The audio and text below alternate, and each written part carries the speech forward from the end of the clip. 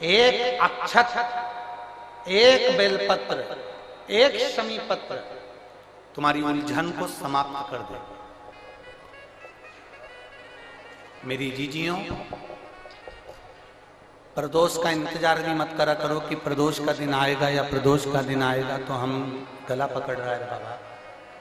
प्रदोष का दिन आएगा तो हम भगवान शंकर को प्रदोष के समय में, शाम के समय पर हम बेलपत्र, शमी पत्र, चावल समर्पित करेंगे। आप तो प्रयास करा करो।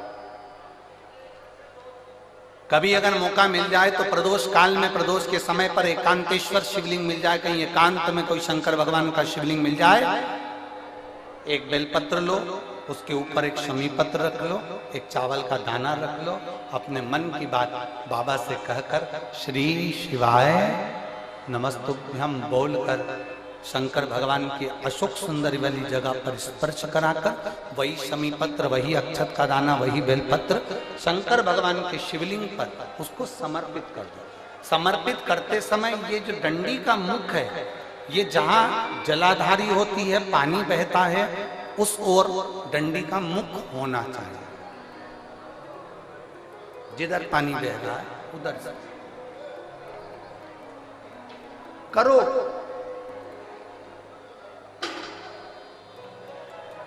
प्रदोष काल में करी गई आराधना, प्रदोष काल में किया गया भजन, केवल प्रदोष के दिन ही नहीं, प्रदोष काल में कभी भी शंकर को याद करो। वैसे तो शंकर भगवान को याद करने के लिए कोई समय निश्चित नहीं किया गया कि इस समय शिव जी को याद करना।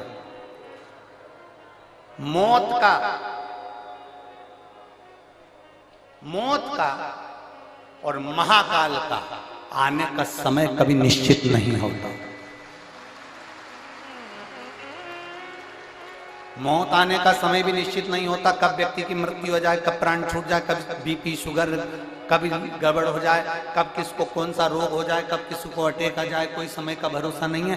मौत का जैसे समय नहीं होता, उसी तरह महाकाल के भजन का, शंकर भगवान के गुणगान का, शिव जी की भक्ति का कोई समय नहीं है।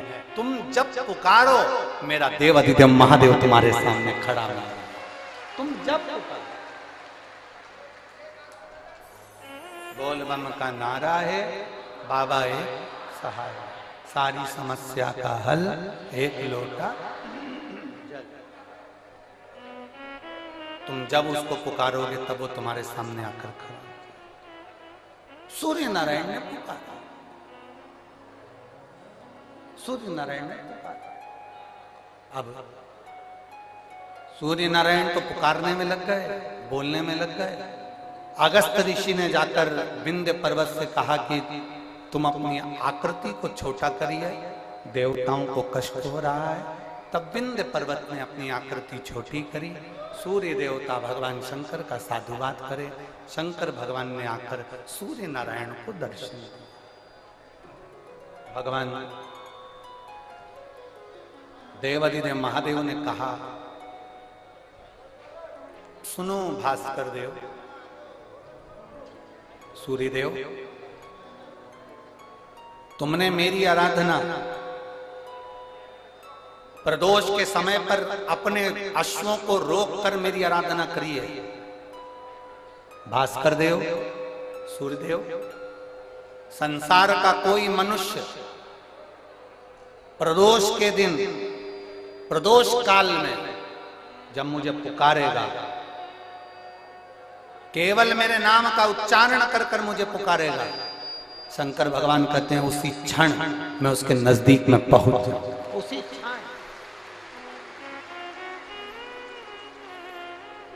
अकाल मृत्यु वो मरे जो काम करे चंडाल का, काल उसका क्या बिगाड़े जो भक्त हो महाकाल। जो शंकर की आराधना करने वाला है, शिव की उपासना करने वाला है, शंकर का गुणगान करने वाला है, शिव की स्तुति करने वाला है, उसका बाल बांका नहीं होता।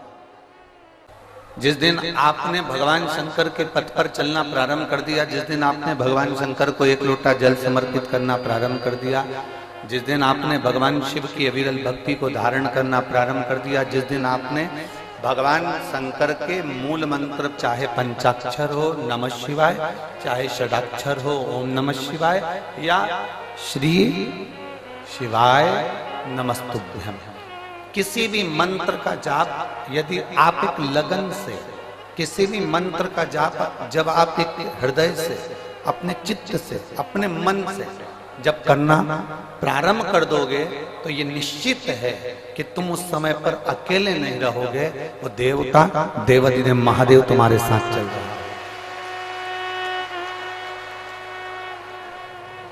बिना जले भभूति नहीं मिल सकती।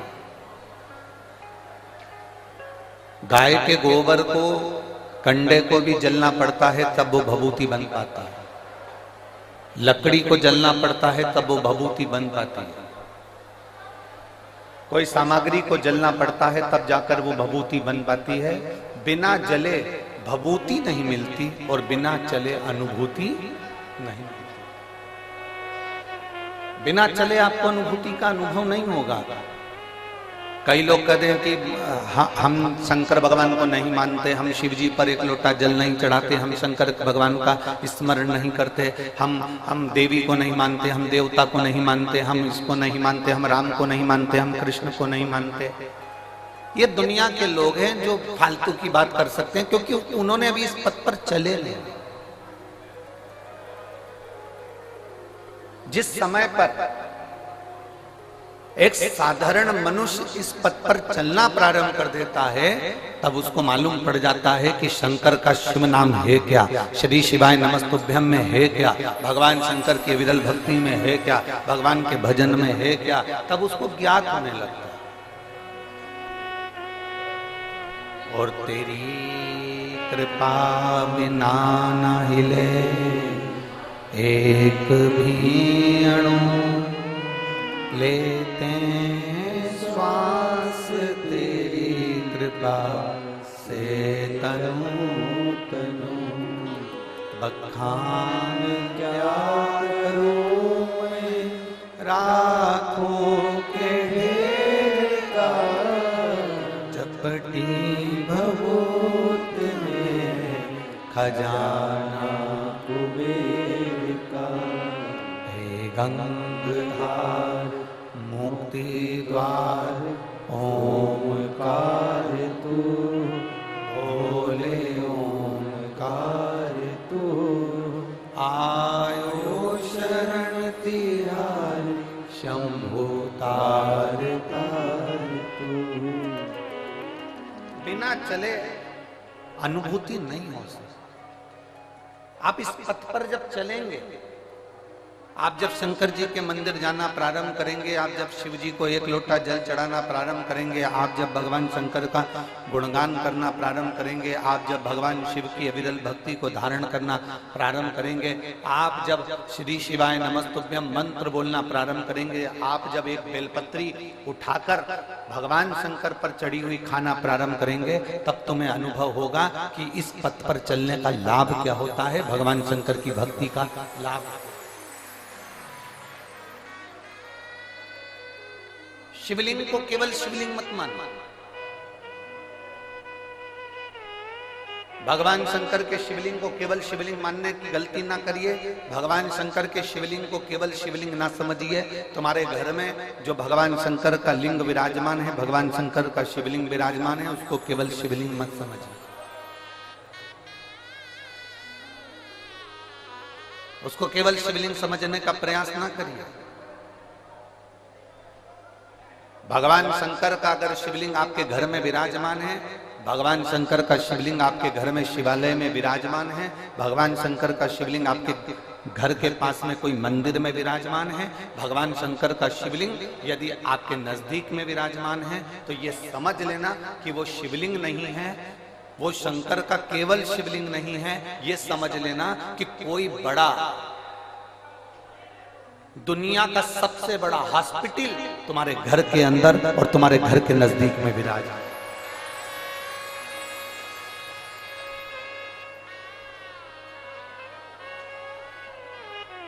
उसको केवल शिवलिंग मत समझिए। उसको केवल शंकर भगवान का शिवलिंग मत समझो, उसको ये समझिए कि वो हमारे घर में जो शंकर भगवान का शिवलिंग विराजमान है, हमारे घर में जो शंकर भगवान का शिवलिंग है वो साधारण नहीं, वो स्वयं शिव का एक प्रतिबिंब है।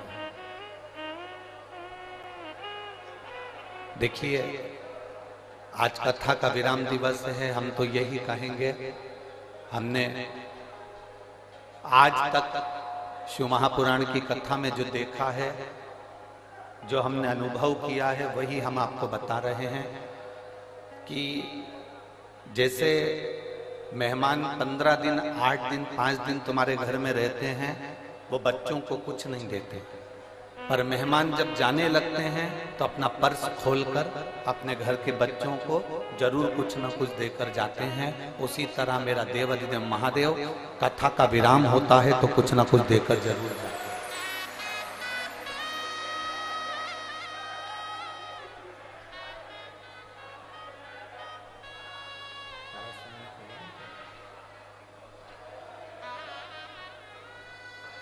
जितना प्रेम से कथा सुन सकते हो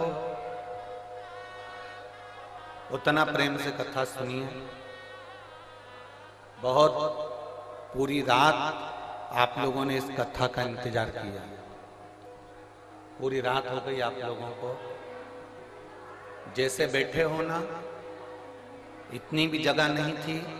रात्रि को जब हम आए थे यहाँ पर, इतनी भी जगह नहीं थी कि कोई अच्छे से सो सके, क्योंकि पंडाल पूरे भरे हुए थे और पूरा ग्राउंड चारों तरफ से भरा हुआ था, कोई जगह बची नहीं। पूरी रात आपको केवल शिव महापुराण के इंतजार में निकल गई।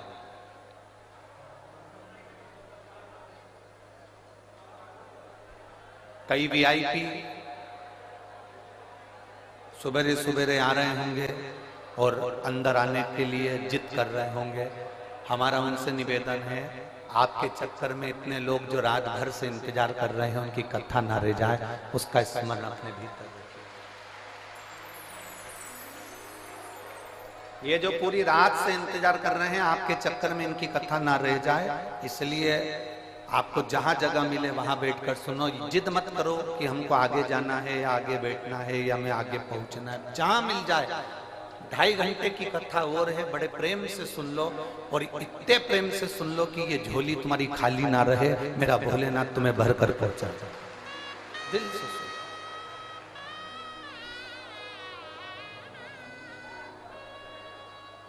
शंभु शरण मागू घड़ी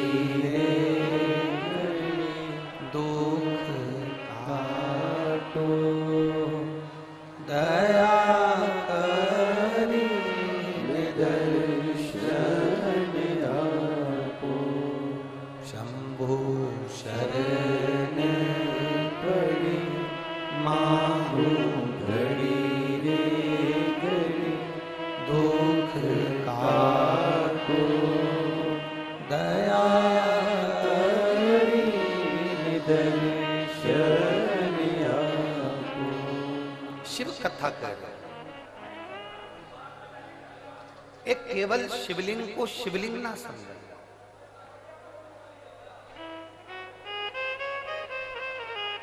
अगर एक छोटा सा भी शिवलिंग आपके घर में विराजमान है तो समझ लें कि वो बड़ा सा बड़ा हॉस्पिटल तुम्हारे घर में विराजमान है। छोटा सा शिवलिंग नहीं है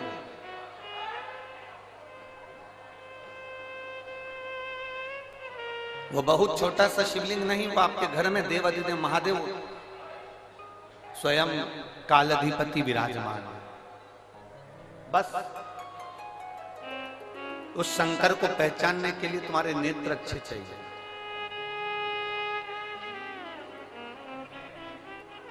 सब्जी बनाने से पहले, आलू बनाने से पहले आलू को धोते हो कि नहीं धोते हो? जम के बोलो जरा।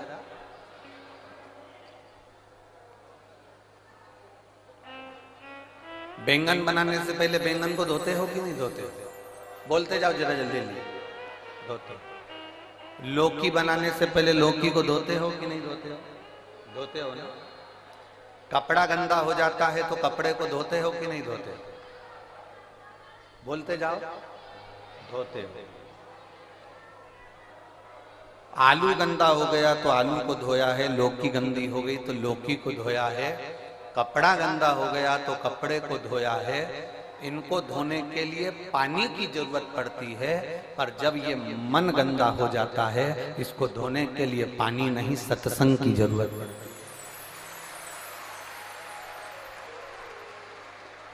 जब ये मन भटकने लगे, जब यह मन तुमको लगने लगे कि ये भटक रहा है, ये केंद्रित नहीं हो रहा, ये भगवान की विरल भक्ति की ओर जा नहीं रहा, तब इसको कहीं शिव पुराण की कथा में ले जाकर बिठा दो।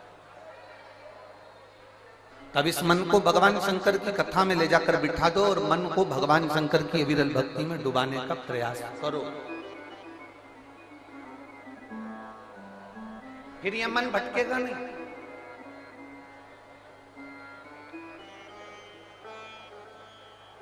अगस्त ऋषि की एक कथा थी।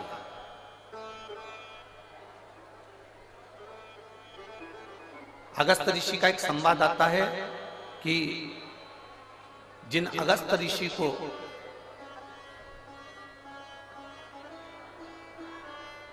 जिन्होंने पूरे समुद्र को चुल्लू में भरकर पी लिया,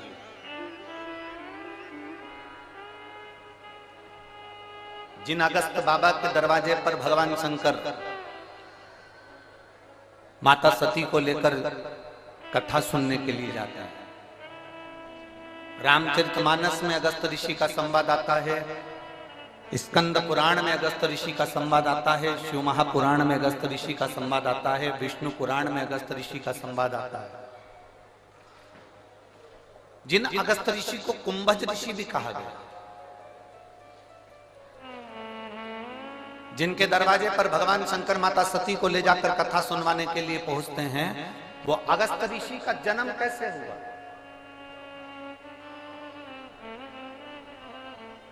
वो अगस्त ऋषि ने कोई बहुत बड़ा तप करा था जो अगस्त ऋषि बन गए?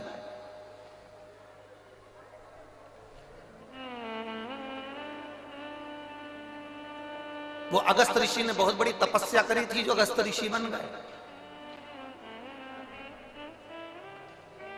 अगस्त ऋषि का जन्म कैसे हुआ? जो भगवान शंकर को सती जी के साथ में बिठाकर कथा सुना रहे हैं, वो अगस्त ऋषि पृथ्वी पर पैदा कैसे हो गए? उनका जन्म कैसे हो गया?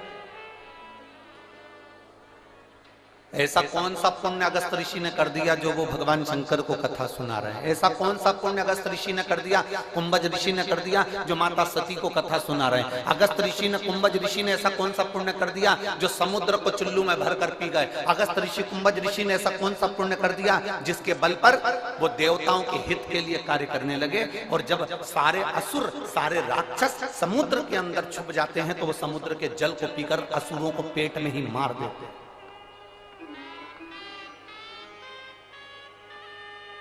वो कुंभज बाबा, वो अगस्त ऋषि का जन्म कैसे हुआ? स्कंद पुराण कहते हैं प्रभास क्षेत्र में,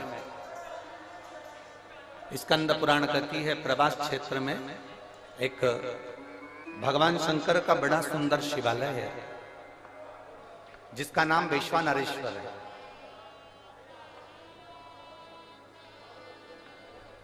वैश्वानेश्वर शिवलिंग का एक बड़ा सुंदर प्राचीन, बहुत प्राचीन कहते हैं, हजारों हजारों वर्ष पहले का वो शिवलिंग है, बहुत प्राचीन। कई वर्ष निकल गए, हजारों हजारों वर्ष। कहते हैं जिस समय पर काशी का निर्माण था, उस समय पर शंकर पार्वती जब भ्रमण के लिए निकले थे तो वैष्णेश्वर शिवलिंग का निर्माण उन्होंने खुद किया प्रभास से।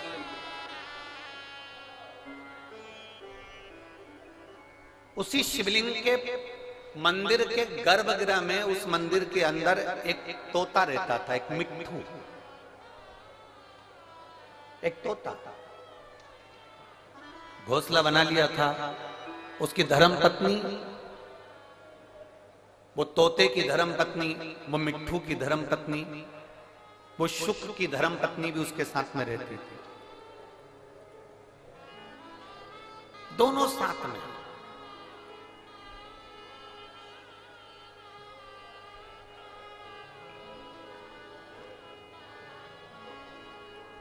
रोज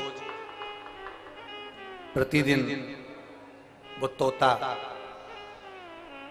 वो शुक्र, वो पक्षी उड़कर जाता, घास का एक तिनका उठाकर लाता और अपना घोंसला बनाता जाता। वो तोती, वो शुक्र की पत्नी,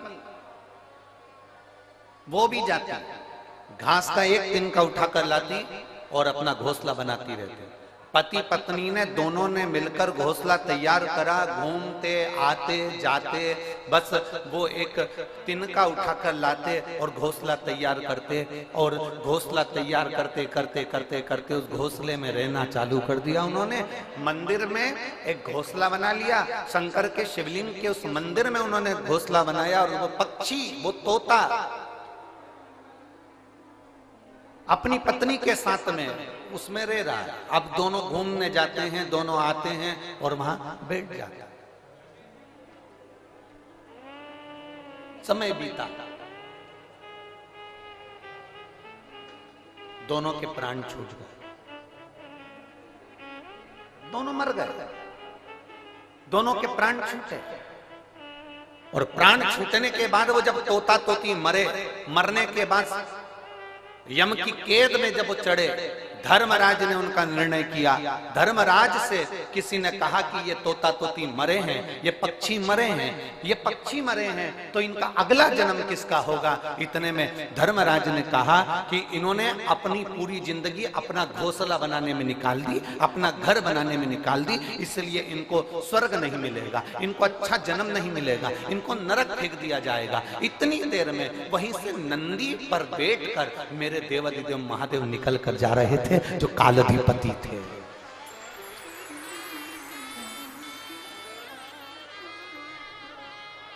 मेरे देवाधिदेव महादेव निकल कर जा रहे थे, जो कालाधिपति थे। उन्होंने जो तोता तोती को देखा तो पहचान गए कि ये मेरा तो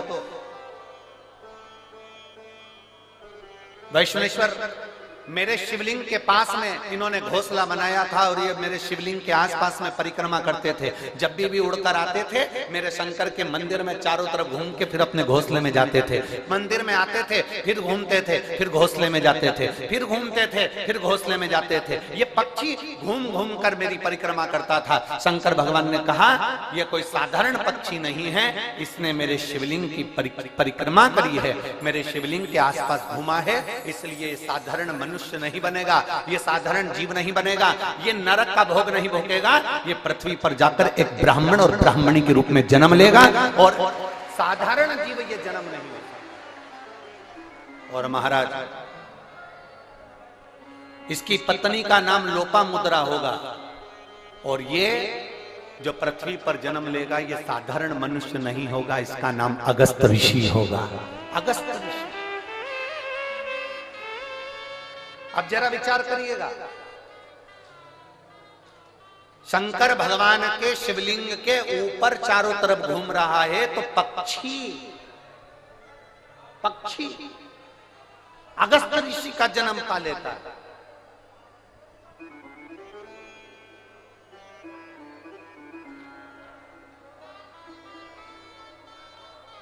जिस प्रदोष व्रत का हम वर्णन करते हैं, जिस प्रदोष के दिन का आपको बधाई कल हमने दी थी कि प्रदोष की आपको बधाई हो। प्रदोष शाम का जो समय होता है, प्रदोष काल जो होता है, उसका वर्णन जब हम करते हैं, ये प्रदोष की पूजन का विधान किसने बनाया, ये प्रदोष की पूजन का नियम किसने बनाया, ये प्रदोष की संध्या काल का, प्रदोष के समय का पूजन का विधान कौन बनाया, ये प्रदोष के समय पर एक बेलपत्र चढ़ाने का विधान किसने बनाया, प्रदोष के समय पर एक समीपत्र चढ़ने का विधान किसने बनाया। प्रदोष के समय पर अगर मान लो कोई भिखारी से भिखारी व्यक्ति भी है जो ठेला चला रहा है, उसके पास में खाने के लिए कुछ नहीं है, फटे कपड़े पहन रहा है, उसकी जिंदगी में कुछ भी नहीं बचा और कर्जे में लदालूम हो गया, एक चावल का दाना अगर वो प्रदोष के दिन, प्रदोष काल में शाम के समय पर शंकर के शिवलिंग पर चढ़ा देता है, तो 3 या 4 प्रदोष में उसका कर्जा चूकना प्रारंभ हो जाता है। प्रदोष का विधान। इतना ये प्रदोष का वर्णन करा किसने? इतना प्रदोष की महत्वता बताई किसने? कौन करे इतना वर्णन? अगर प्रदोष की महत्वता बताने वाला कोई है, इसीलिए मेरे शंकर भगवान माता सती को लेकर कुंभज ऋषि के यहाँ, अगस्त ऋषि के यहाँ कथा सुनने के लिए गए थे, क्योंकि उनके बराबर कोई शंकर के महत्व को बता नहीं सकता और प्रदोष के महत्व को नहीं बता सकता। सती मैया को प्रदोष का महत्व बताने के लिए शंकर सती जी को लेकर कुंभज बाबा के यहाँ गए थे, अगस्त ऋषि के, कि प्रदोष के महत्व को तो जानो सती, तुम प्रदोष के महत्व को तो सती जानो, तुम प्रदोष के महत्व को तो सती पहचानो कि प्रदोष का महत्व क्या होता है, प्रदोष काल का महत्व क्या होता है, प्रदोष के समय का महत्व क्या होता है। जिस समय पर सूरज डूब रहा हो, चंद्र प्रकाशित हो रहा हो, दोनों का मेल हो रहा हो, ना तो पूरा सूरज डूबा है, ना पूरा चंद्र आया है, ना पूरा अंधेरा है, ना पूरा उजाला है, उस समय को प्रदोष काल कहा गया, उस समय को प्रदोष का समय कहा, प्रदोष काल कहा। अब कई लोग हमसे कहते हैं, गुरुजी आप हमको प्रदोष का समय बताया करो कि प्रदोष काल किसको कहते हैं, प्रदोष का समय किसको कहते हैं।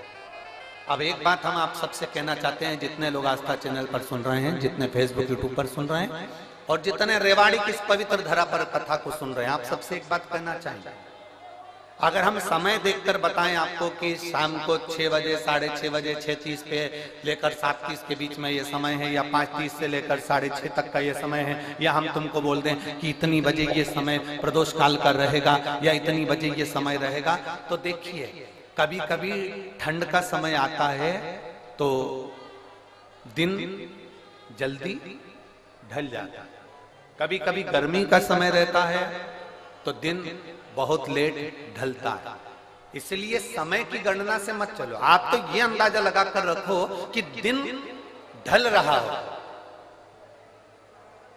अंधेरा होना शुरू हो रहा, सूरज डूब रहा हो, चंद्र प्रकाशित हो रहा हो, अंधेरा अपना काम कर रहा है, सूरज ढलता जा रहा है, दिन कम होते चले जा रहा है और अंधेरा थोड़ा बढ़ते चले जा रहा है, इन दोनों का जो मिलन का समय हो, अब वो कितनी भी बजे, आप तो बस उसके मिलन का समय निकाल लो, वही समय प्रदोष काल कहलाता है, वही समय प्रदोष।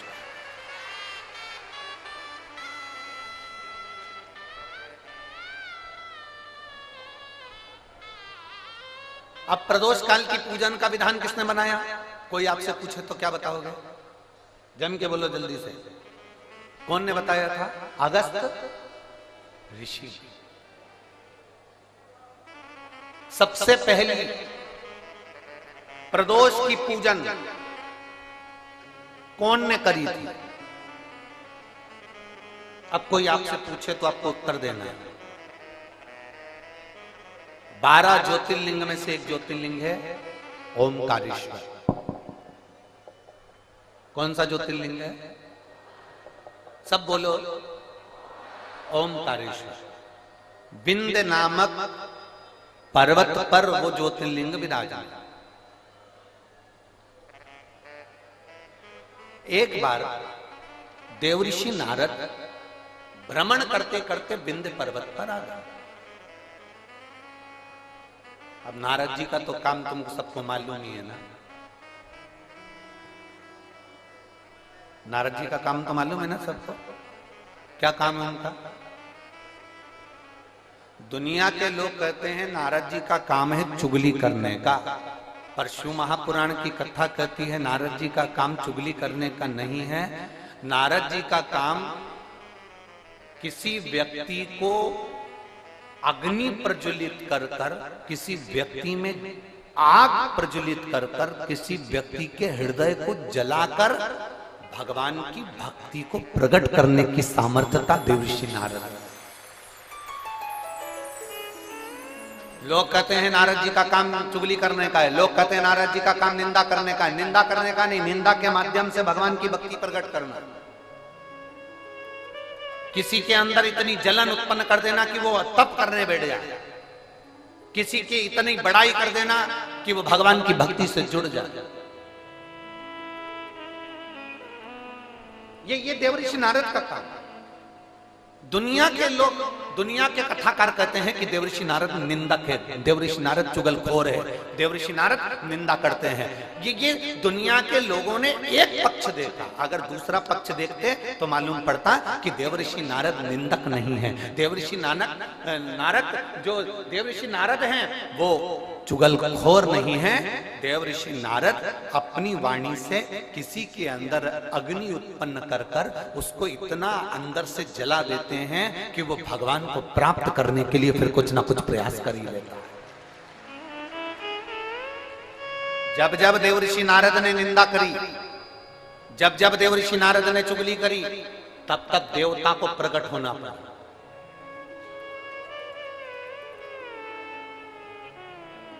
गए थे माता लक्ष्मी के पास में। देवऋषि नारद ने माता लक्ष्मी जी से कह दिया था, मैया बहुत भूख लग रही है, कुछ खाने का है क्या? बहुत तेज भूख लगी है, कुछ खाने का है आपके पास में? मैया ने अंदर से जाकर मोतीचूर का लड्डू ला कर दे दिया। नारद जी ने जो मोतीचूर का लड्डू खाया तो नारद जी ने कह दिया, मैया लड्डू तो अनसुईया जी के घर के थे, क्या जोरदार लड्डू बनाती है मैया, तुझे तो लड्डू बनाना भी नहीं आता लक्ष्मी मैया। अब तो लक्ष्मी जी को क्रोध आ गया। इतनी देर में नारद जी पहुंच गए पार्वती जी के यहाँ। पार्वती जी के यहाँ पहुंचते से कहा, मैया भूख लग रही है, भूख बहुत तेज है। पार्वती जी अंदर गई, उन्होंने आकड़िया की रोटी, काकड़िया की साग नारद जी को दे दी। नारद जी भोजन करते से बोले, मैया रोटी तो अनसुईया जी के घर की थी, क्या रोटी बनाती है, क्या रोटी। अब पार्वती जी का हृदय जल गया। थोड़ी देर बाद नारद जी ब्रह्मा जी के यहाँ पहुंच गए। ब्रह्माणी बैठी थी, ब्रह्माणी से कहा, मैया बहुत तेज भूख लग रही है। ब्रह्माणी अंदर गई, खीर बनाकर ला कर दे दी। नारद जी बोले, मैया खीर तो अनसुईया जी के घर की थी, क्या जोरदार खीर थी। अब तो तीनों देवियां इकट्ठी हो गई। मोहल्ले की 3 माताएं अगर एक जगह पर मिल जाए तो समझ लेना कि किसी ना किसी की बुराई चालू है, किसी ना किसी की निंदा चालू है। अगर ये तीनों एक जगह पर मिल गई है ना तो जरूर किसी ना किसी की निंदा चल रही है, किसी ना किसी की बुराई चल रही है, पक्का।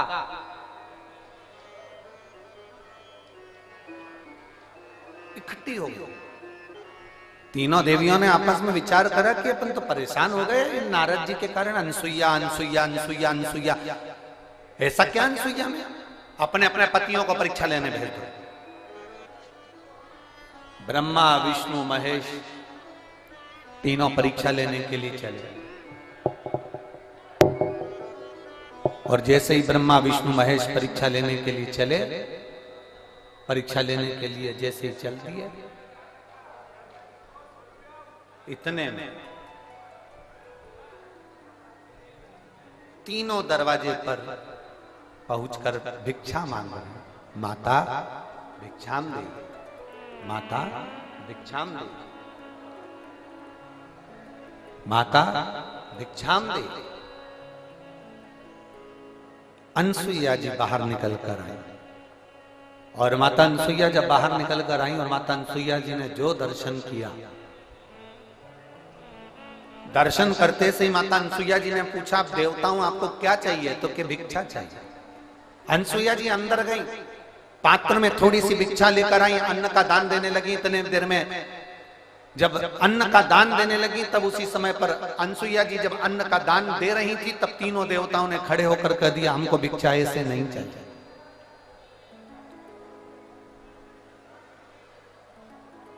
हमको ऐसी भिक्षा नहीं चाहिए।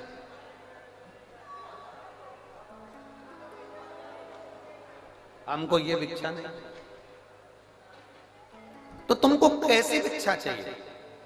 ब्रह्मा विष्णु महेश ने कहा, क्योंकि इनको देवियों ने कहा था कि जब भिक्षा मांगने जाना तो अनसुईया जी से कहना कि वस्त्र उतार कर भिक्षा देने के लिए, वस्त्र। अब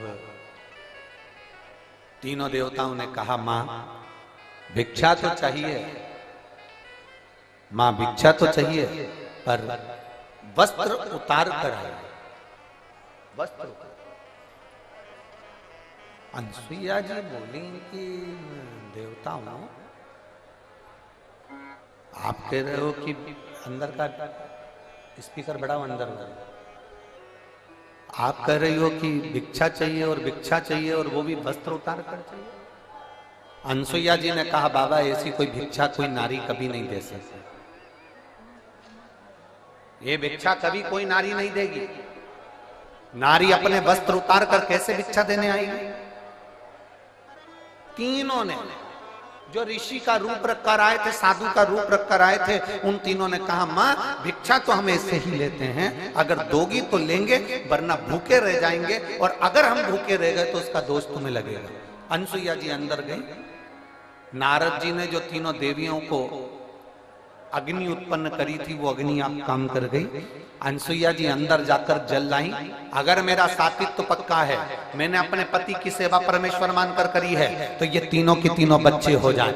जो जल छोड़ा, तीनों की तीनों देवता 1.5 महीने के छोड़ा हो गए। 1.5 महीने।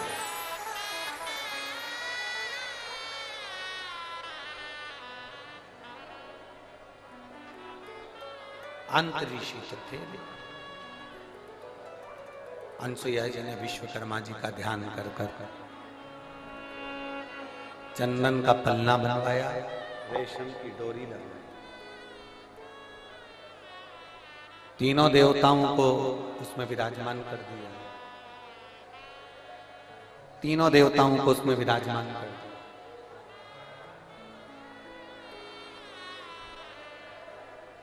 और तीनों देवता उसमें विराजमान हो गए। चंदन के पलने में रेशम की डोरी डालकर माता अनसुईया तीनों को झुला रही थी। इतने में अंतरी ऋषि का आगमन हो गया। अंतरी ऋषि ने पूछ लिया अनसुईया जी से कि ये किनके बच्चे हैं? अनसुईया जी तुरंत अंतरी ऋषि से कहती है, ये अपने बच्चे। अंतरी ऋषि ने कहा, अभी मैं स्नान करने गया था, तब तो एक भी नहीं था, और आया तो 3। अनसुईया जी बोली, भगवान जब देता है तो छप्पर फाड़ कर देता है।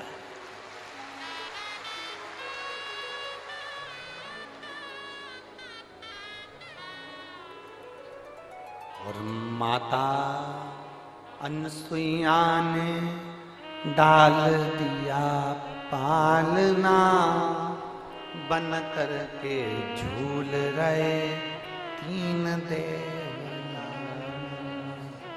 झूल। अब नारद जी का काम देखिए। दुनिया के लोग कहते हैं नारद निंदा करते हैं, दुनिया के लोग कहते हैं नारद चुगली करते हैं। अगर नारद नहीं होते तो चंद्र प्रकट नहीं होते, अगर नारद नहीं होते तो दुर्वासा प्रकट नहीं होते, अगर नारद नहीं होते तो दत्तात्रेय भगवान प्रकट नहीं होते, अगर नारद नहीं होते।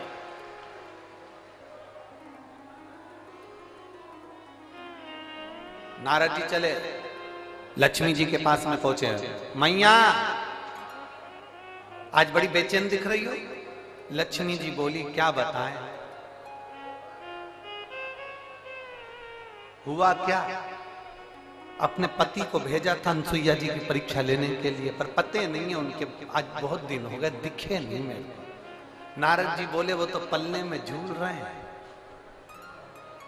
लक्ष्मी जी बोली, फालतू की बात मत कर, मेरा इतना बड़ा पति कोई पलने में झूलेगा? चल जा से जा। नारद जी वहां से चले तो पार्वती जी के यहाँ पहुंच गए। पार्वती जी बहुत डिप्रेशन में थी, बहुत टेंशन था माता पार्वती जी। भगवान देवऋषि नारद ने पूछा, माँ आप बहुत चिंता में दिख रही हो। नारद जी बोले तो पार्वती जी बोली, बहुत चिंता है, मेरी सहेलियों के कहने पर मैंने मेरे पति को परीक्षा लेने भेजा था, तो अभी तक पते नहीं है, और मेरे पति को तो कोई पकड़ भी नहीं सकता, कोई उनका किडनैप भी नहीं कर सकता, क्योंकि उनके गले में बब्बा पड़ा है। किसके बाप में दम है कि मेरे पति को पकड़ ले? दम चाहिए। मैया पल्ले में झूल रहे हैं। सरस्वती मैया से भी कह दिया पल्ले में झूल रहे हैं। तीनों देवियों ने नारद जी के चरण पकड़ लिए। नारद रुक जा, तो ये बता कि हम हमारे पति को कैसे लेकर आए। नारद जी ने कहा जैसे तुम्हारे पति मांगने गए थे वैसे तुम भी चली जाओ। तीनों ने ब्राह्मण की पत्नी का रूप लिया। दरवाजे पर अनसुईया जी के पहुंच गई। अनसुईया जी के दरवाजे पर जाकर तीनों देवियों ने आवाज लगाई, माता भिक्षाम दे, माता भिक्षाम दे, माता भिक्षाम दे, माता भिक्षाम दे। बार बार आवाज लगाई जा रही, बार बार आवाज लगाई जा रही है, माता भिक्षाम दे, माता भिक्षाम दे, माता भिक्षाम दे।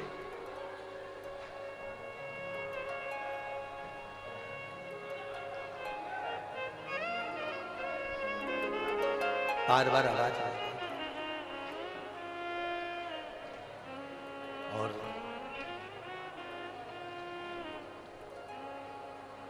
जैसे ही आवाज लगाई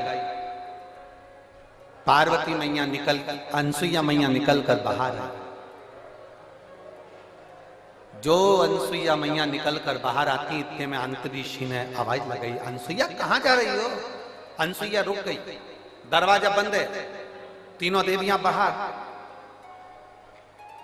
लक्ष्मी ने पार्वती से कहा, पार्वती जरा देखो तो अंदर अपने पति हैं भी कि नहीं है।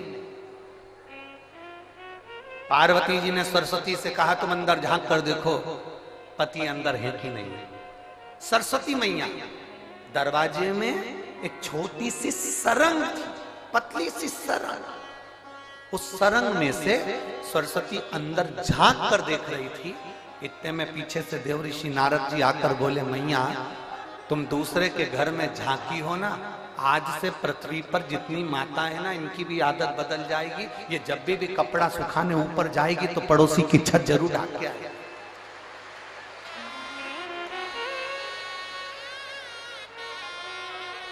ए मैया, होली पे दिवाली पे अपने यहाँ पर पपड़िया बनी कि नहीं बनी, गुजिया बना कि नहीं बना, मठरी बनी कि नहीं बनी, चकली बनी कि नहीं बनी, अपने घर पर अचार डला कि नहीं डला, अपने घर पर कुछ काम हुआ कि नहीं हुआ, इनको कोई मतलब नहीं रहेगा। पड़ोसी क्या जरूर देखेगी तूने क्या बनाया, उससे जरूर।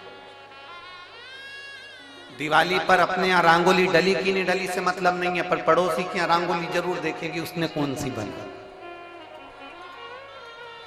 क्योंकि मां आप झांकी हो, आप झांकी हो, इसलिए ये गुण आ जाएगा। लोग जब सुना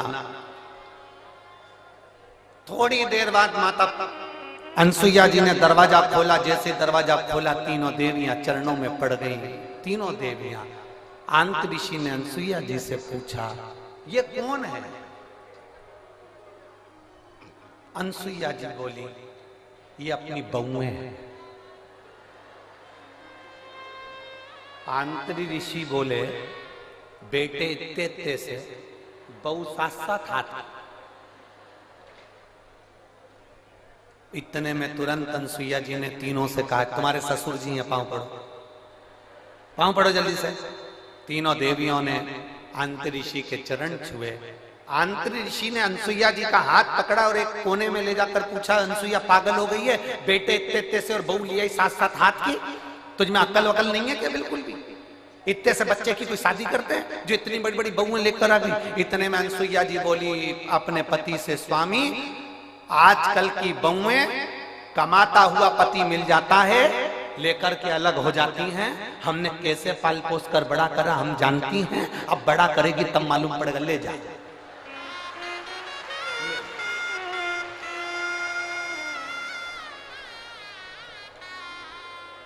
अब तीनों देवियां तीनों देवताओं को देखकर टेंशन में आ गई। लक्ष्मी जी बोली मेरा कौन सा है, और पार्वती जी बोली मेरा कौन सा है, सरस्वती जी की मेरा कौन सा है। तीनों एक एक बच्चे को उठाती है, घुमा घुमा के देखती है।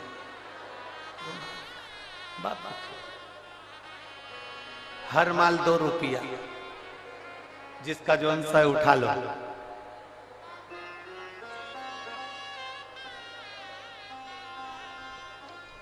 अब उठाएं किसको? लक्ष्मी जी सबसे पहले बोली कि देखो, सबसे पहले मैं विद्वान भी हूं और चतुर भी हूं और मैं अपने पति को छांट सकता हूं।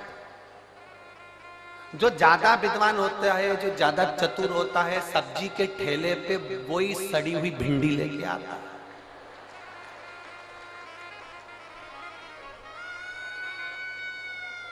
काना बैंगन जो ज्यादा समझदारी दिखाता है ना, वही लाता, वही छाट छाट के अलग अलग रखती जाएगी, रखती जाएगी, रखती जाएगी।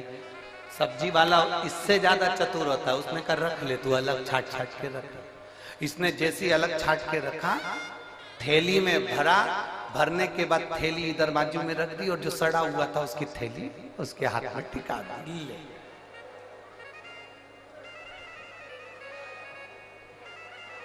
लक्ष्मी जी बोली सबसे पहले मैं छाटूंगी। लक्ष्मी जी ने अपने पति को छाटा।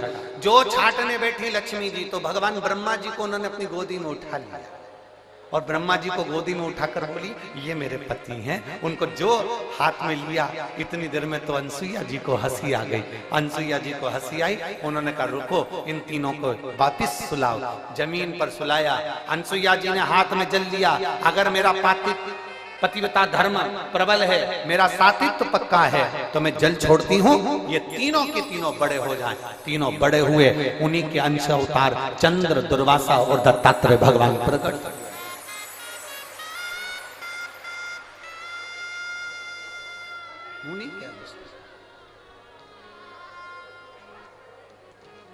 और महाराज,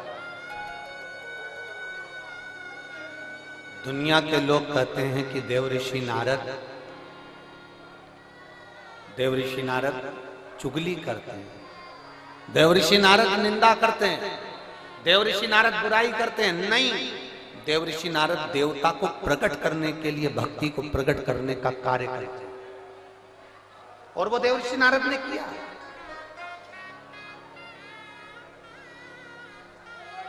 शिव कथा कह रही है, भगवान शंकर का संवाद कह रहा है,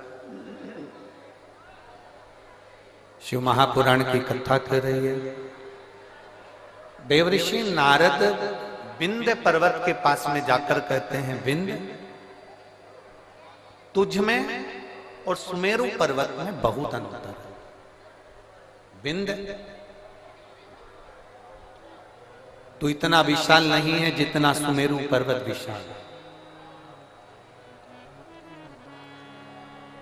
अब विंध्य पर्वत को तो क्रोध आ गया।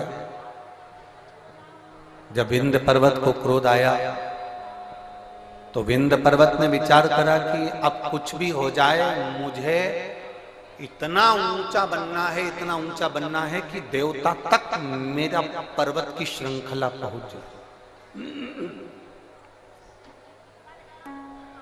अब मुझे इतना ऊंचा जाना है, अब मुझे इतना ऊंचा पहुंचना। विंध्य ने अपना विस्तार करा, सुमेरु पर्वत से भी ऊंचा विंध्य पर्वत पहुंच गया।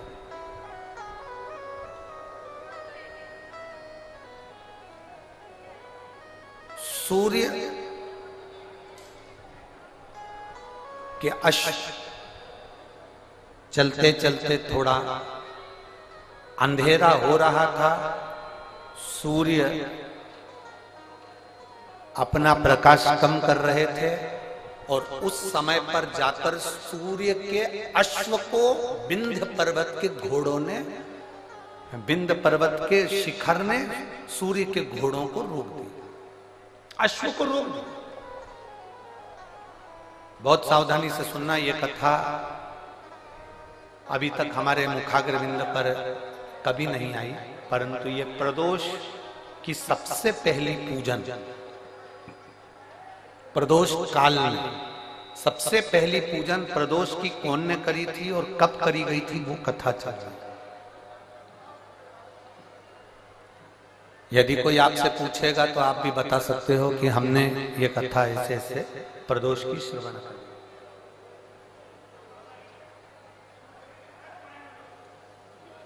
एक सुख का अनुभव कराती है प्रदोष की पूजा। एक पत्र है, देखिए।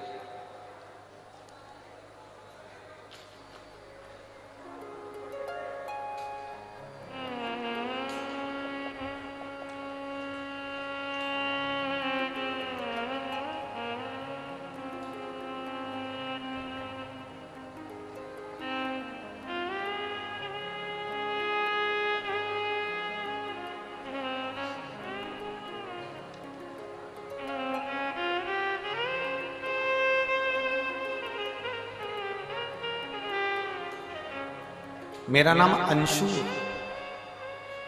मैं अंशु हूं। मैं गाजियाबाद उत्तर प्रदेश की रहने वाली हूं। कहीं बैठी हो तो हाथ हिला सकते हैं। मेरा नाम अंशु है, आशु है। मैं गाजियाबाद उत्तर प्रदेश की रहने वाली हूं।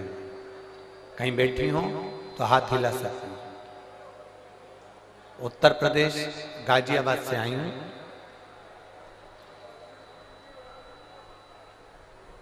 गुरुदेव, मेरी छोटी बेटी के जन्म के बाद मेरी छाती से दूध बहना बंद नहीं हुआ। जब मेरी छोटी बेटी का जन्म हुआ, जन्म होने के बाद से मेरी छाती से दूध बहता रहा। ऐसा कोई डॉक्टर नहीं जिसका हमने इलाज नहीं करवाया, पर वो दूध बहना बंद नहीं हो रहा था, लगातार दूध बहता ही जा रहा था। अब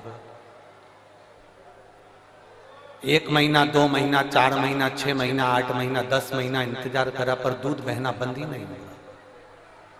तब हमने दिल्ली के एम्स हॉस्पिटल में जांच कराई और जांच में मालूम पड़ा कि मेरी छाती में कैंसर हो गया और मुझे कैंसर बता दिया गया और सर में ब्रेन ट्यूमर बता दिया गया। अब डॉक्टर ने कहा कि कैंसर तो तुमको हो गया है और ब्रेन ट्यूमर भी है, पर इसका ऑपरेशन बहुत जरूरी है। 16 मार्च 2024 ऑपरेशन की तारीख दी गई। आज कौन सी मार्च चल रही है? जम के बोलिए। 23 मार्च 2024। 16 मार्च 2024 ऑपरेशन की तारीख दी गई और जैसे ही हमको 1 महीने बाद की जो तारीख दी गई, हम जब फरवरी में उनको दिखाए तो उन्होंने हमको 16 मार्च 2024 की तारीख दी और 1 महीना हमको दिया गया कि ये ब्रेन ट्यूमर का और कैंसर का ऑपरेशन सर्जरी आपको कराना। हम दिल्ली के एम्स हॉस्पिटल से वापिस आ गए, घर गए। घर पर जाकर हमारे परिवार वालों ने कहा अपन हॉस्पिटल में तो दिखा कर आ गए, अब एक काम करते हैं कि अपन सब लोग मिलकर सीहोर चलते हैं और कुबरेश्वर बाबा की वहां कंकर शंकर की पूजन करेंगे, वहां से अपन मांगकर रुद्राक्ष ले आएंगे। गुरुदेव, उस समय पर रुद्राक्ष मिल रहा था। केवल रुद्राक्ष वितरण बंद होने में 2 दिन रह गए थे, तभी हम सीहोर पहुंच गए और वहां से हमने कंकर शंकर की पूजन कर कर वहां से रुद्राक्ष ले लिया। रुद्राक्ष लेकर हम घर आ गए।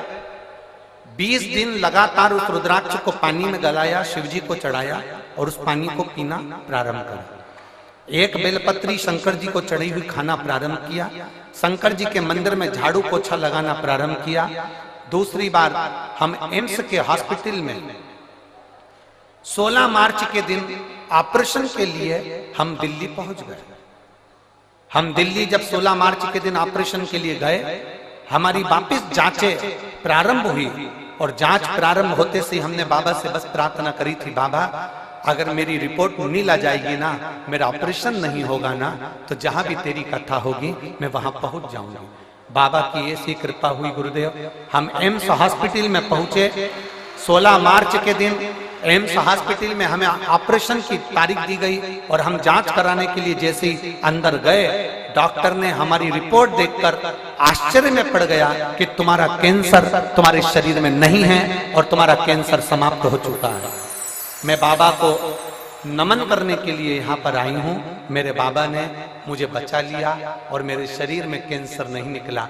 जिस डॉक्टर ने मुझे कैंसर बताया था उसी ने बाद में मना कर दिया। मैं बाबा को धन्यवाद देने आई। कहीं बैठी हैं क्या? अगर कहीं बैठी हो, आशु नाम है इनका, गाजियाबाद उत्तर प्रदेश की रहने वाली हैं, जिनका मोबाइल नंबर ये है। शिव तत्व। एक पत्र और है।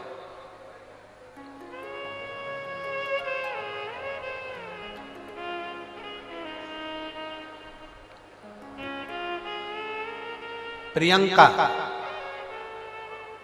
जिला बिजनौर, ग्राम झीरन के रहने वाली हूं। प्रियंका जी कहीं बैठी हो तो हाथ हिला सकती है।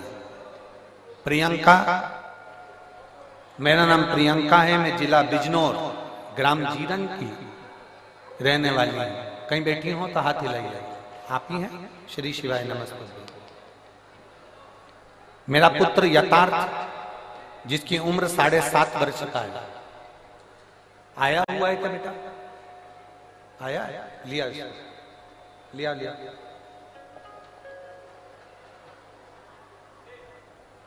मेरा पुत्र यथार्थ 7.5 वर्ष का है। 6 मार्च 2023 को अचानक स्कूल में इसको उल्टी होने लगी, और स्कूल में जब उल्टी होने लगी तो हमने नजदीक के हॉस्पिटल में भर्ती कराया। जांच में पता लगा कि बच्चे की पित्त की थैली में पथरी है, और हम पेन क्रिया में सूजन है, जिसके कारण बच्चे को पेन क्रिया का अटैक हुआ है। यह देखते हुए हमने डॉक्टर को बच्चे को देहरादून हायर सेंटर के लिए रेफर कर दिया। जब देहरादून के हायर सेंटर में हम बच्चे को लेकर पहुंचे, 15 दिन इलाज करने के बाद छुट्टी करके घर भेज दिया। तब 7 दिन के बाद बच्चे को सीधे पांव में, सीधी टांग में बहुत भयंकर दर्द उठा। जब सीधी टांग में दर्द उठा, हम बच्चे को लेकर देहरादून उसी अस्पताल में पहुंचे। दोबारा जांच करने पर पता चला कि बच्चे को ब्लड कैंसर हो गया है। एक्यूट ल्यूकेमिया ब्लड कैंसर नामक एक बीमारी से ग्रसित हो गया। गुरुजी, जब यह सुनकर हम बहुत दुखी हो गए, तब डॉक्टर ने सलाह दी कि हमारे यहाँ पर बीमारी के डॉक्टर उपलब्ध नहीं है। इस बच्चे को जोक वाला कैंसर हुआ है, इस कैंसर की बीमारी के हमारे पास डॉक्टर नहीं है। आप देहरादून से इसको ले जा सकते हैं। आप बच्चे को आगे के इलाज के लिए दिल्ली ले जाओ। सर, गंगाराम अस्पताल के लिए हम बच्चे को दिल्ली लेकर आ गए। वहां पर हमने बोन मेरो टेस्ट कराया और बीमारी क्लियर हो गई कि इसको वो बीमारी है, और कैंसर की बीमारी के कारण बस ये बच्चा तकलीफ में आ गया। अब करें तो करें क्या? डॉक्टर ने कहा दवाई देकर देखते हैं, अगर ठीक हो जाए, थोड़ा बहुत अंतर आ जाए तो ठीक है, नहीं तो ये बीमारी, इसको जो कैंसर हुआ है, इसका इलाज सरल नहीं है। बच्चे की स्थिति में सुधार होना बहुत कठिन हो गया। जब बच्चे की स्थिति में सुधार नहीं आया, तब हमने पशुपतिनाथ का व्रत करना प्रारंभ करा, और पशुपतिनाथ का व्रत करते करते ही बच्चे को ना जाने कितनी समस्याएं सामने आकर खड़ी हो गई। कहीं उसका बीपी गड़बड़ हो रहा है, कहीं उसका दिमागी दौरा पड़ने लगा, शुगर का लेवल गड़बड़ हो गया, उसको डेंगू हो गया। पशुपति व्रत तो चल ही रहे थे गुरुजी, और उसके साथ में बच्चे को ये तकलीफें और बढ़ गई। अब करे तो करे क्या? इतने घबरा गए। हमने सोचा था कि बच्चे को पशुपति व्रत करेंगे तो थोड़ा सा रोग समाप्त होगा, पर इसको तो बीपी भी हो गया, दिमागी दौरा भी गड़बड़ हो गया, शुगर का लेवल भी गड़बड़ हो गया, डेंगू भी हो गया, और इसको बार बार हॉस्पिटल में भर्ती कराना पड़ रहा था। पर हिम्मत नहीं हारी गुरुदेव। आप कहते हो ना, बाबा कुछ ना कुछ अच्छा जरूर करेगा और बाबा जरूर सुनेगा। हमने फिर वापिस पशुपति व्रत करा, और व्रत करते करते हम सीहोर चले गए, और सीहोर जाकर कुबेरेश्वर धाम का रुद्राक्ष लेकर आए, और वहां से कंकर शंकर की पूजन कर कर एक कंकर को उठा ला। हम रुद्राक्ष गलाकर शंकर जी पर जल चढ़ा देते, बेलपत्री बच्चे को खिला देते।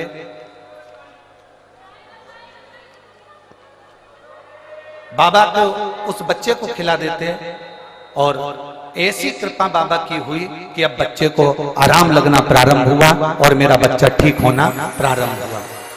गुरुदेव बाबा की कृपा से बाबा ने ठीक करा है और एक बेलपत्र अगर व्यासपीठ की मिलेगी तो मेरा बच्चा और भी ठीक होगा। ये मैं बाबा से प्रार्थना करने आया। शिव तत्व है और खाली ना जाता कोई कर से तुम्हारे, खाली न जाता कोई दर से तुम्हारे। मैं भी खड़ी हो नदी बाहे पसारे, अपने हृदय से लगा लो गिरा जा रहा हूँ, उठा लो भोले अपने दर से अब तो ना डालो, गिरा जा रहा हूँ, उठा लो।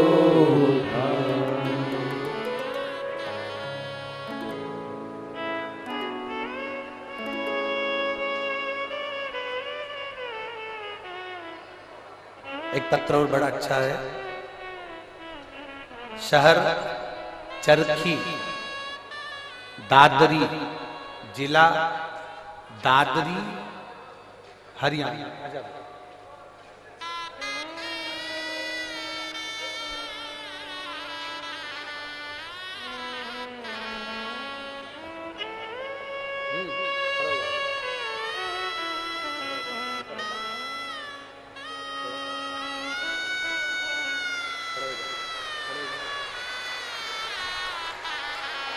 ठीक है, शंभो बोलो श्री शिवाय, श्री शिवाय नमस्ते।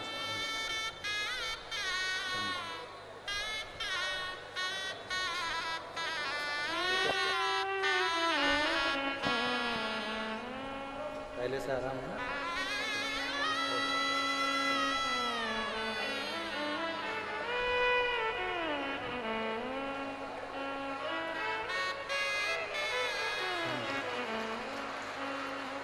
शहर चरखी, दादरी, जिला दादरी, हरियाणा। नाम ओमपति। फोन नंबर मेरा ये है। कहीं बैठी हो तो हाथ हिला सकते हैं, कहीं बैठे हो तो हाथ हिला सकते हैं। आप ही ने लिखा है, एक बार हाथ हिला दो। श्री शिवाय नमस्ते। शहर चरखी, दादरी, जिला दादरी, हरियाणा। ओमपति। फोन नंबर ये है। मेरे भाई के लिए गुरुदेव मैं वर्णन करना चाहती हूँ। शिव बाबा का क्या वर्णन करूं। मेरे भाई को 2023 से कैंसर हो गया है। उसका इलाज जिंदल हॉस्पिटल हिसार में चल रहा है। नाक में कैंसर हुआ, नाक का ऑपरेशन करवाया, फिर गले में कैंसर हो गया। गले में कैंसर हुआ। 2 साल से मैं आपकी कथा सुन रही हूं।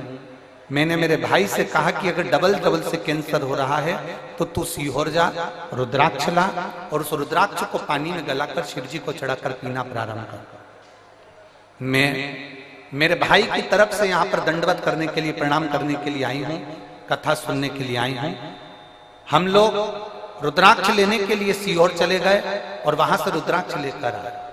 जब रुद्राक्ष लेकर आए, भाई की एक रिपोर्ट, एक ऑपरेशन और डॉक्टर ने बोल दिया था वो कराना था, जो कि 12 मार्च 2024 को वो ऑपरेशन होना था। हमने बाबा से प्रार्थना करी, अगर बाबा आप संभाल लोगे तो मैं कथा सुनने के लिए पंडाल में जाऊंगी।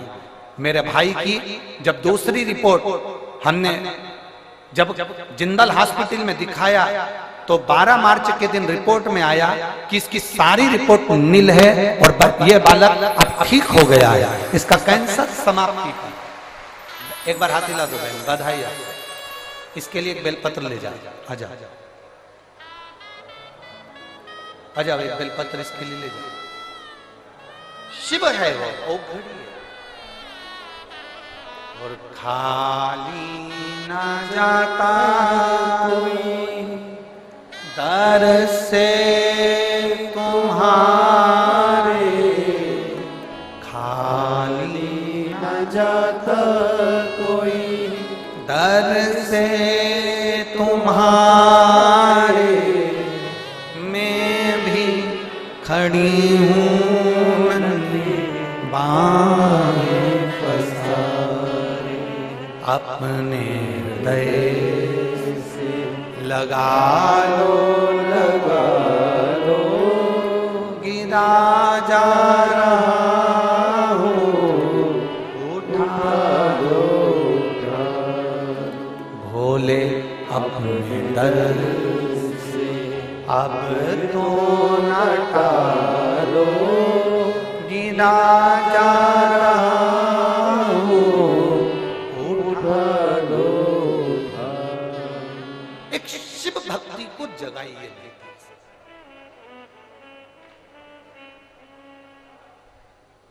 एक लोटा जल सारी समस्या का हल है। जिस दिन विश्वास से, भरोसे से, दृढ़ता से आप शंकर जी के मंदिर में एक लोटा जल चढ़ाने लगोगे, भरोसा रखकर जिस दिन बेलपत्र को खाने लगोगे,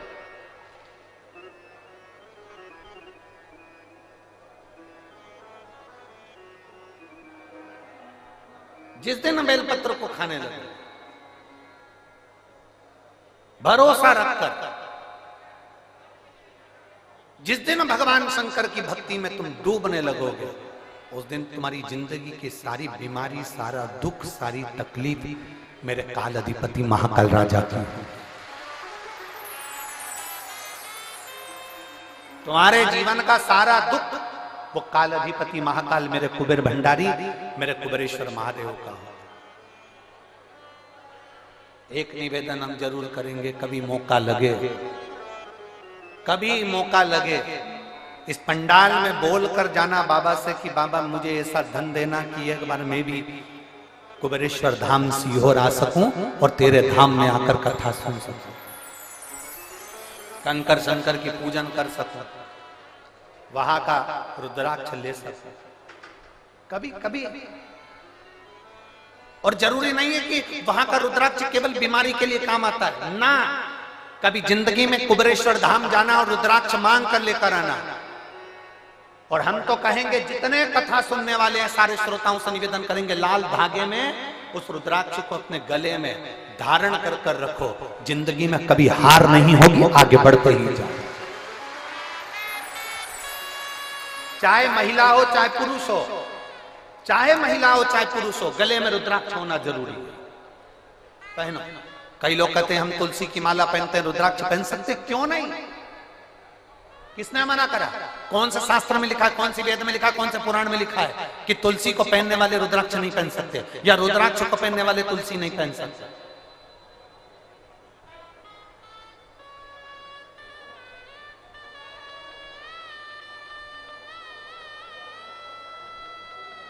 तुलसी यदि नरक से छुड़ाकर बैकुंठ भेज सकती है, तो रुद्राक्ष रोग से मुक्त कराकर तुम्हें अपने हॉस्पिटल से घर भेज सकता है। एक रुद्राक्ष, और वो रुद्राक्ष नहीं है, वो मेरा शंभु है, वो मेरा शंकर, मेरा ओघड़ी, मेरा त्रिकालदर्शी, मेरा कैलाशी, मेरा विनाशी।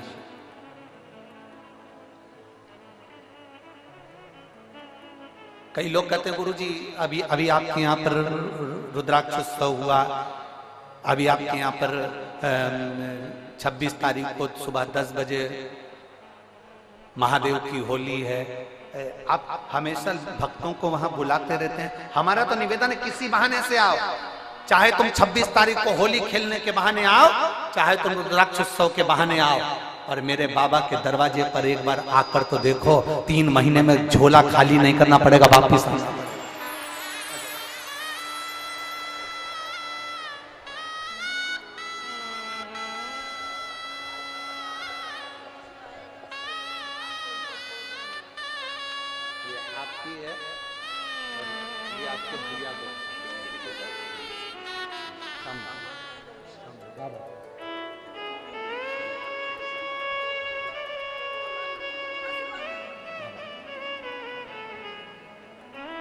एक बार आप किसी भी बहाने से पर कुबेर भंडारी के दरवाजे पर आओ।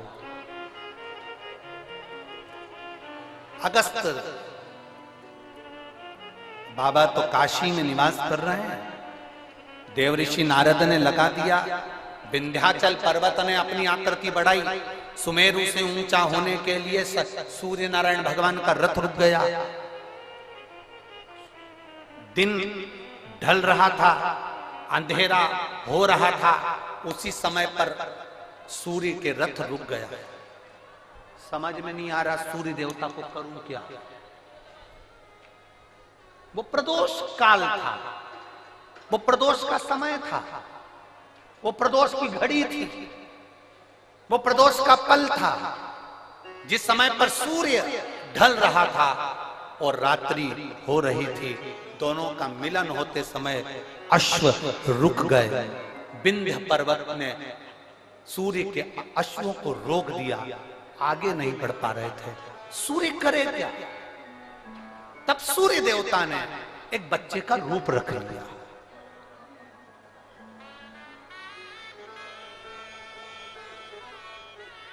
ये दुनिया के लोगों को मालूम होना चाहिए कि पहला प्रदोष का उपास व्रत, प्रदोष की पूजन किसने करी है। ये आपकी आराधना में, आपकी चित्तवृत्ति में आना चाहिए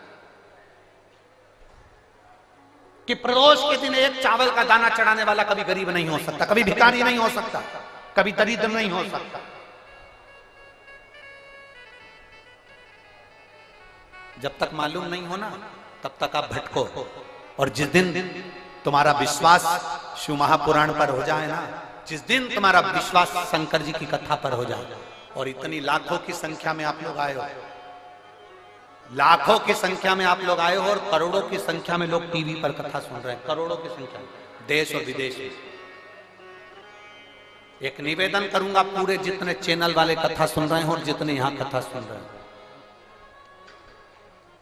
अगर शंकर की कथा पर विश्वास है ना, बाबा की कथा पर अगर भरोसा है, एक लोटा जल और एक बेलपत्री पर भरोसा है, प्रदोष काल में लगाए गए घी के दिए पर भरोसा है, बेलपत्री के वृक्ष के नीचे लगाए गए दिए पर भरोसा है, एक चावल के दाने पर अगर भरोसा है ना, तो ये विश्वास के साथ कहता हूं, 6 महीना, 8 महीना, साल, 2 साल में आपके पास में बाबा इतना भंडार भर देगा कि आप भी शिव महापुराण के यजमान बनोगे। आप भी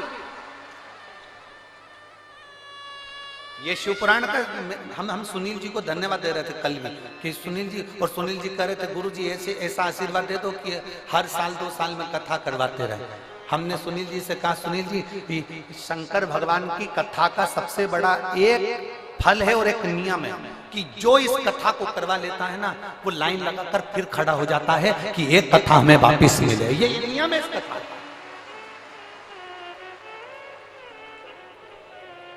भटिंडा पंजाब में अमरजीत सिंह जी ने कथा करवाई, वो 2 बार खबर कर चुके कि वापिस कथा दो हमारे पंजाब के लिए। अभी कथा कर आए सिरसा तारा बाबा की कुटिया में, वहां कांडा परिवार ने कथा करवाई, उन्होंने फिर आकर कह दिया कथा दीजिए। सुनील जी, हम आपको भी कहते हैं, आप तो अभी बोल रहे हो कि कथा दीजिए, पर बाबा की कृपा, ये नियम है कथा का। जो एक बार जजमान बन जाता है मेरा बाबा, उसको इतना देना चालू करता है। और केवल जजमान से मतलब नहीं है, जो दिल से पंडाल में बैठकर दिल से सुन ले, 5 दिन की हो, 7 दिन की हो, आसन लगाया, वहीं पर सो रहा है, वहीं बैठ रहा है, वहीं खा रहा है। दुनिया के संत बाहर तप करते हैं, तुम यहाँ बैठकर शौचालय के लिए भी जाना है ना, तो 50 बार विचार करते हो, जाऊंगी ना तो अंदर कैसे आऊंगी। वॉशरूम जाऊंगी तो कैसे आऊंगी? पानी ज्यादा नहीं पीते हो क्योंकि मेरे को वॉशरूम जाना पड़ेगा। ज्यादा खाते नहीं हो कि मुझे शौचालय के लिए जाना पड़ेगा। बार बार तुम अपनी इंद्रियों को कंट्रोल में रखते हो। जो एक संत, साधु, सन्यासी, तपस्वी, साधक, उपासक, कुंभ के मेले के जो संत, पर्वतों पर बैठकर जो संत साधना करते हैं, वो साधना शिव महापुराण के पंडाल में बैठकर मेरी माता और मेरे भाई करते हैं। आप इतना भोजन नहीं करते कि आपको बार बार शौचालय के लिए जाना पड़े। आप इतना पानी नहीं पीते कि आपको बार बार वॉशरूम के लिए जाना पड़े। आप अपने शरीर को, अपनी इंद्रियों को केंद्रित कर कर रखते हो, क्योंकि जाऊंगी ना, इतना बाहर निकल कर जाऊंगी तो वापिस आने में टाइम लगेगा, मैं कथा छूट जाएगी, जगह कोई ले जाएगा। अपनी इंद्रियों को कंट्रोल में कर रहा। इतना तो कोई साधु नहीं कर सकता, इतना तो कोई संत नहीं कर सकता, इतना तो कोई सन्यासी नहीं कर सकता। संत, साधु, सन्यासी, तपस्वी, कई वक्ता, कथाकार, जिनसे एसी के रूम नहीं छूटते, जिनसे 4 व्हीलर गाड़ियां नहीं छूटती, वो भी इतना सन्यासी का जीवन नहीं जी सकते जितना आप जी रहे हो, जितना आप जी रहे हो।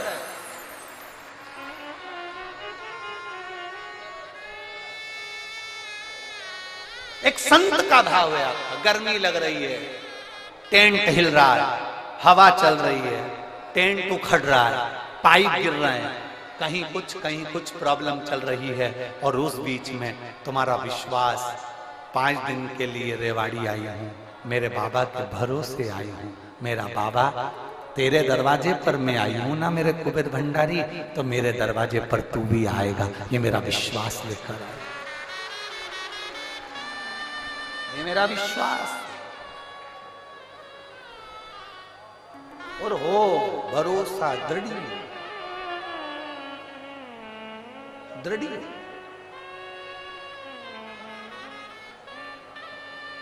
वो कहते हैं ना, तुझसे मिलने के लिए तेरी कसम, ये मेरे बाबा से मिलने का ये केंद्र बिंदु है शिव पुराण की कथा। ओम मेरे भोले तेरा सहारा है, मेरे भोले तेरा सहारा है, मेरी नैया का तू किनारा है, मेरी नैया का तू किनारा। तुम्हारे नजदीक में जब कथा हो, चले जाना उसकी चौखट पर, 5 दिन 7 दिन पड़े रहे उसके दरवाजे पर, तारने वाला हो, और फिर कहेंगे खाली नहीं जाओ, खाली नहीं, खाली जा ही नहीं सकता। अगर खाली गए होते तो ये इतने सारे पत्थरों का ढेर नहीं लगता जो अंदर भरे पड़े। एक पत्र है, देखिए,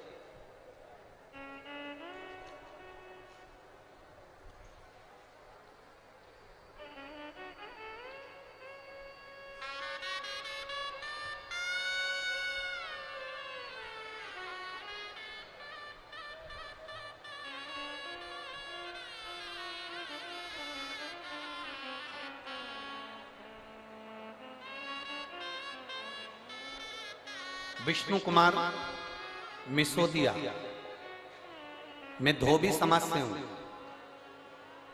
पत्नी पिंकी देवी, नीम का थाना, राजस्थान से आए। कहीं बैठे हो तो हाथ हिला सकते हैं, हाथ हिलाओ एक बार।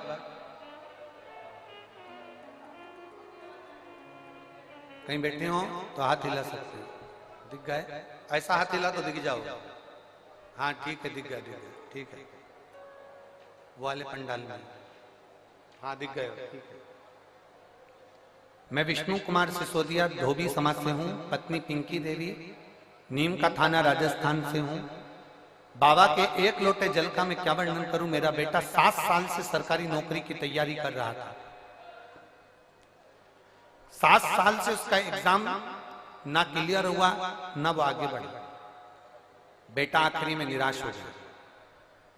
जब बेटा निराश हुआ तो मार्ग से भटकना चालू हो गया।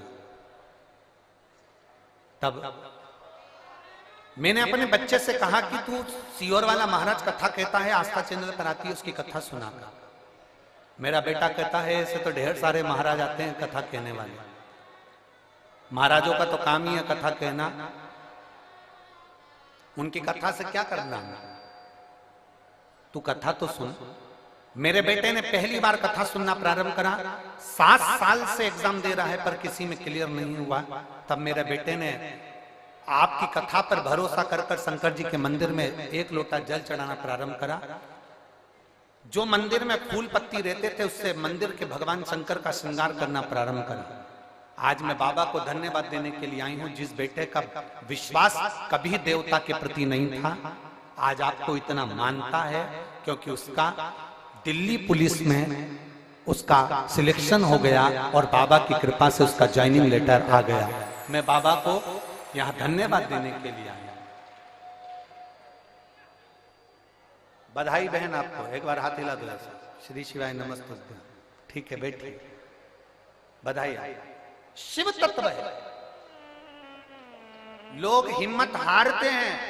शिव महापुराण की कथा कहती है हिम्मत हारने की जरूरत नहीं है। अगर भरोसा पक्का है भगवान देवाधिदेव महादेव पर, अगर तुम्हारा भरोसा प्रबल है तो हिम्मत नहीं है।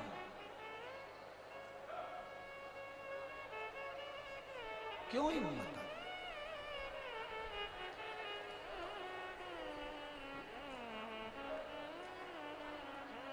शंभु शरणे माऊ घड़ी रे घड़ी दुख काटो,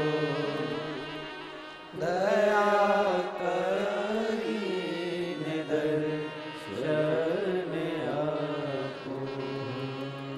शंभु शरण पड़ी मांगो घड़ी रे घड़ी दुख काटो, दया करीने दर्शन आपो। शिव तत्व की प्राप्ति हो। एक बार भगवान शंकर की अविरल भक्ति को धारण कर कर देते, ढोंग से दूर हो जाओ, प्रपंच से दूर हो जाओ, छल से दूर हो जाओ, बेईमानी से दूर हो जाओ, प्रपंच से दूर हो जाओ। दुनिया के लोग तुम्हें बहुत सारा आडंबर कर कर तुम्हें खींचने का प्रयास करेंगे, पर आज की पीढ़ी पढ़ी लिखी पीढ़ी है, आज की पीढ़ी विद्वत्ता की पीढ़ी है। और हम फिर निवेदन करेंगे तुम्हें आडंबर में नहीं फंसना, तुम्हें ढोंग प्रपंच में नहीं फंसना, तुम्हें ढकोसले में नहीं जाना, तुम्हें अंधविश्वास की ओर नहीं जाना, कहीं मत जाओ। कोई तुमसे कहे कि यहां आ जाना मैं तुम्हारा ये काम कर दूंगा, वहां आ जाना मैं तुम्हारा ये काम कर दूंगा, ना ना ना ना, कहीं मत जाओ। तुम तो अपने घर के नजदीक में जो शिवालय है, तुम्हारे घर के पास में जो शंकर का मंदिर है, तुम तो वहां जाओ, 1 लोटा जल चढ़ाओ, बुआरी लगाओ, झाड़ू लगाओ, सेवा करो, अर्चना करो, और जिस दिन मेरा कुबेर भंडारी तुम्हारी झोली भर दे, उस दिन तुम कुबेरेश्वर धाम आ जाना। ये बाबा कृपा करे और इतना दे मेरा कुबेर भंडारी, तुम्हारे को इतना झोलियों में भर दे कि तुम भी अपने नगर में, अपने गांव में, अपने शहर में शिव महापुराण की कथा करने के लिए लालायित रहो। ये शिव शिव कथा कर रही है, भगवान शंकर का संवाद कर रहा है, शिव महापुराण की कथा कर रही है, भगवान देवाधिदेव महादेव का चरित्र कर रहा है। विंध्य में सूर्य भगवान जब अस्त हो रहे हैं, अंधेरा छा रहा है, प्रकाश कम हो रहा है, तब विंध्य ने अश्व को रोका और सूर्य नारायण बालक का रूप रखकर काशी चले। एक बच्चे का रूप रखकर भगवान, एक बच्चे का रूप रखकर काशी में चले गए, जहां पर अगस्त ऋषि बैठकर भगवान शंकर की आराधना कर रहे हैं।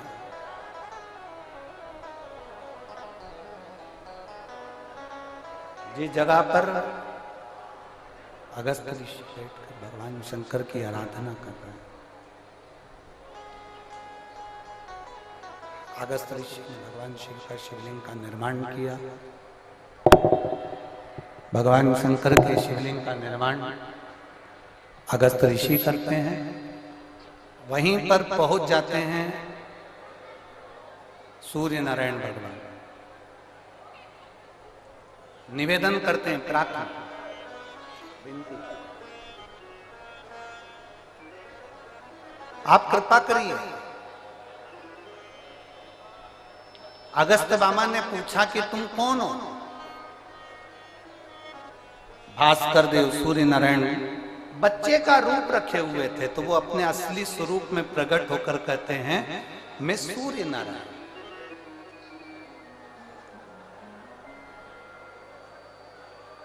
ना तो मैं प्रकाशित हो रहा हूं और ना मैं डूब रहा हूं। एक प्रदोष का समय, प्रदोष काल में मुझे अटका दिया उस विंध्य ने। आप कृपा करिए। अगस्त ऋषि ने कहा कि तुम एक काम करो सूर्यदेव, तुम पार्थिव शिवलिंग का निर्माण कर कर पूजन करो, व्रत करो। 12 ज्योतिर्लिंग का चरित्र श्रवण कराते हुए तुमरुका जी चंचुला देवी से कहते हैं, चंचुला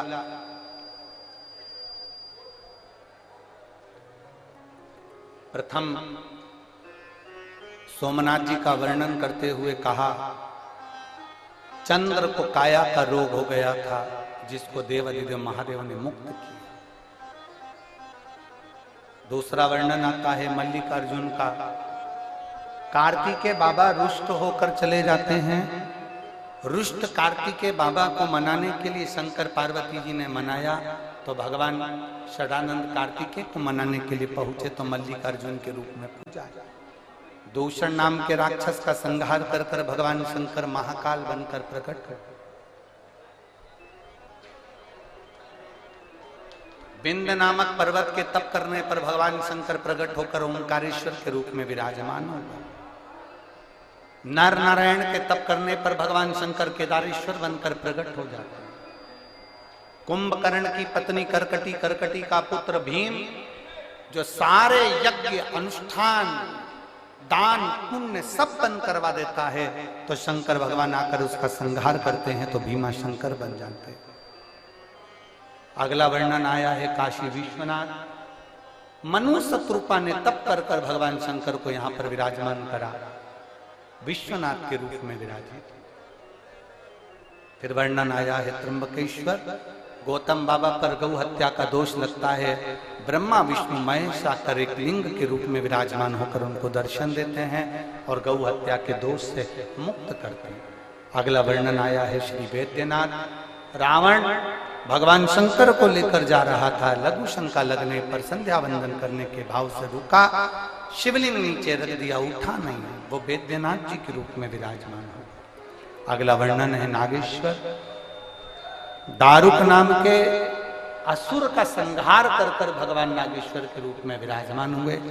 फिर वर्णन आया है रामेश्वरम, राम जी ने लंका पर चढ़ाई करने से पहले भगवान शंकर की आराधना करी, एक लोटा जल समर्पित करा, शिव जी रामेश्वर के रूप में विराजमान हुए। फिर वर्णन आया है श्री कृष्णेश्वर, सुधर्म नाम के ब्राह्मण की 2 धर्म पत्नियां थी, एक सुदेहा एक घूष्मा। सुदेहा की यहां संतान नहीं हुई, घूष्मा की यहां औलाद थी। सुधर्म ने घूष्मा से कहा कि तुम्हारे गर्भ से अगर औलाद हो गई है तो ये औलाद तुम सुदेहा को दे दो, तुम्हें दूसरी औलाद हो जाए। सुदेहा को संतान दे दी। सुदेहा ने संतान को पाल पोस कर बड़ा करा, उसका विवाह कर दिया। उसका विवाह होने के बाद बहू आ गई। बहू को मालूम पड़ा कि मेरी असली सास तो घूष्मा है। सुदेहा को पूछना बंद कर दिया। सुदेहा को क्रोध आ गया, अपने बेटे के तलवार से टुकड़े कर कर कपड़े में बांधकर तालाब में फेंक दिया। घूष्मा ने 1 महीना हो गया था अपने बेटे को नहीं देखा, 1 हफ्ता हो गया बेटे को नहीं देखा। अपने बच्चे का दर्शन नहीं कर पाई।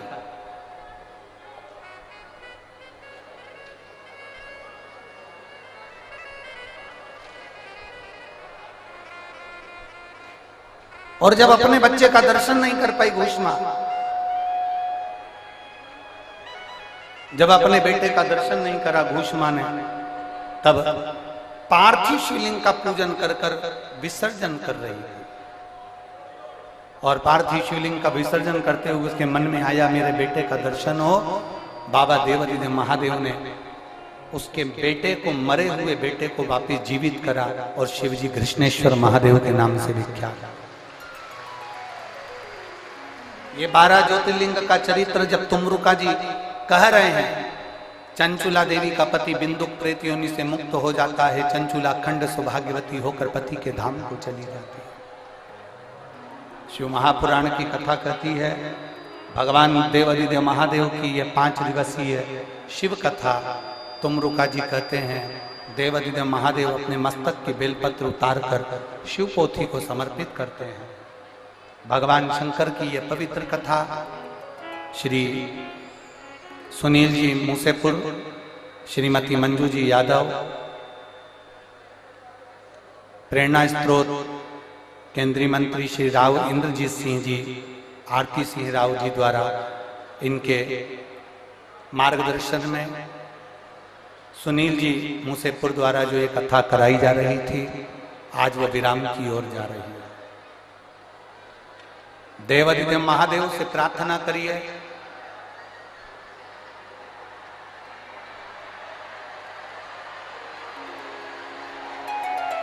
भगवान देवादिदेव महादेव से निवेदन करिए, प्रार्थना करिए कि भगवान शंकर आप सभी के मन के भाव को पूर्ण करें।